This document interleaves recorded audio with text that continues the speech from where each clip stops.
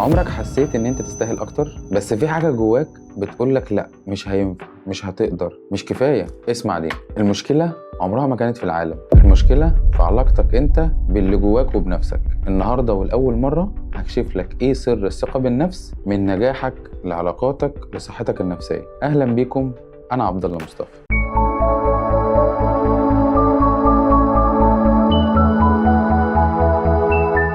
الثقة بالنفس مش مجرد كلام ملهم، دي قوة حقيقية بتقدر تخليك تاخد القرارات الصح، تتجاوز أي فشل بتقع فيه، وتقدر تحقق أهدافك وأحلامك. وللأسف في نفس الوقت هي أكتر شيء الناس بتقدر تفقده بسهولة، عشان كده بيلفوا في دايرة مقفولة وبيتوهوا وبيكرروا نفس الأخطاء. النهاردة مع بعض هنتعلم إزاي نفهم ونعرف الثقة الحقيقية، إزاي نبنيها مع بعض خطوة خطوة، إزاي إنها تكون جزء من حياتنا اليومية. زي ما تعودنا مع بعض بنتكلم بخطوات معينة، ورقة وقلم ومشروبك اللذيذ، ويلا بينا. الثقة بالنفس مش غطرسة، بالعكس دي علاقة. في سنة 1979 عالم النفس ألبرت باندورا اكتشف نظرية بتقول إن إيمانك بعمل شيء محدد ده مش مجرد شعور، ده شعور زائد قدرة زائد توقع للنجاح. في شوية مفاهيم غلط كده عند بعض الناس، بيفتكروا إن الثقة دي بتبقى تكبر، وإن من الثقة إن أنت دايما تكون ناجح، وإن الثقة دي أصلا بتتولد أنت بيها.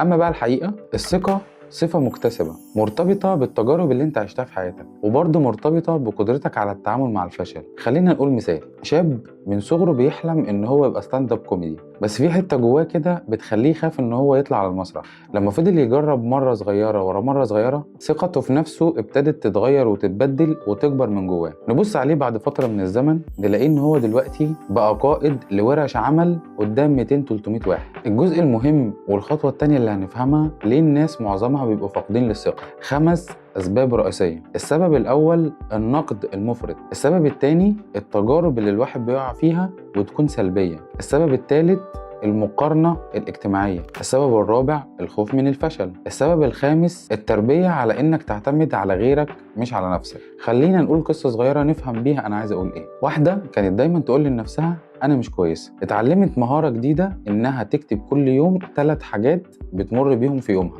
الحاجات اللي هي كانت بتكتبها كانت نقط إيجابية في يومها. بعد شهرين اكتشفت إن حياتها كانت مليانة حاجات إيجابية كتير، وده زود من ثقتها في نفسها، لحد ما وصلت إن هي بقت تقول أنا بقيت أقوى، أنا بقيت واثقة أكتر. يلا بينا ندخل على الخطوة الثالثة. هقول لك دلوقتي خطوات عملية لبناء الثقة بالنفس. ركز معايا كده واسمع اللي هقوله لك دوت بعناية. رقم 1: حاول تتعرف على نقاط القوة عندك. ورقتك الجميلة والقلم اللي معاك واكتب 10 صفات فيك حلوة، مش بس المهارات اللي عندك. النقطة التانية: اعترف بالنجاحات الصغيرة اللي بتعملها في يومك، حتى لو النجاحات دي كانت بسيطة وصغيرة اكتبها وحاول تحتفل بيها. النقطة التالتة: حاول تقلل المخاوف اللي جواك واحدة واحدة. كل يوم وانت بتقلل المخاوف ديت بتبني الثقة عندك اكتر. الحاجة الرابعة: حاول تتجاهل النقد الغير بناء. لما حد يقولك او يكلمك في حاجة وتحس ان هو بيهدمك او بيحطمك، ما تحاولش تسمع لاي حد بيقولك اي حاجة. حاول تركز على اللي بيزقك لقدام وبيدفعك انك تتقدم. النقطة الخامسة: اختار الناس من حواليك، وكنت اتكلمت في اكتر من حلقة في الجزئية دي. الناس اللي حواليك قادرة ان هي تبنيك وقادرة ان هي توقعك، فاختار اللي قريبين منك بحكمة، عشان الناس اللي حواليك بيعكسوا يا اما قوتك يا اما ضعفك. اما بقى النقطة السادسة: لغة الجسد. النقطة ديت محتاجين ان احنا نعمل عنها حلقات كتيرة جدا عشان نقدر نفهم يعني ايه لغة الجسد وازاي بنقدر نحلل دوت.